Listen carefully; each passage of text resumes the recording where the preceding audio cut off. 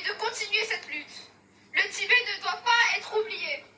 Et ensemble, nous devons continuer à exiger justice et liberté pour ceux qui, encore aujourd'hui, se battent pour leur dignité.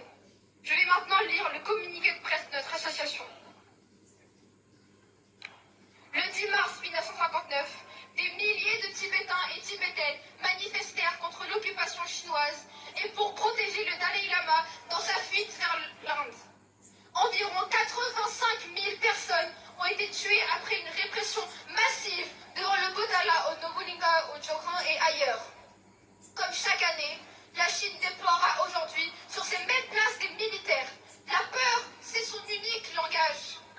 Comme chaque année, ici à Paris et partout dans le monde, là où des Tibétains et des Tibétaines ont trouvé refuge depuis plusieurs générations, des rassemblements auront lieu pour commémorer le 66e anniversaire de ce soulèvement et se souvenir des noms et des visages de nos héros. La Chine poursuit son génocide culturel. La langue tibétaine est menacée par des politiques de restriction. La transmission intergénérationnelle est rendue difficile par la mise en place d'internats coloniaux. La force de travail est déplacée dans les usines chinoises et la religion bouddhiste est contrôlée, surveillée par le Parti communiste chinois.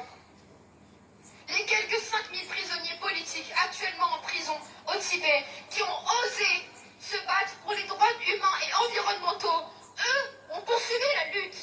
Eux sont véritablement en danger à cause de surveillance de masse et de leurs opinions. Ne les oublions pas, eux non plus. Aujourd'hui doit être l'occasion de leur témoigner notre soutien. C'est l'occasion de transmettre l'histoire et la mémoire de notre lutte, de celles et ceux, le 10 mars comme le 12 mars, qui ont choisi la résistance.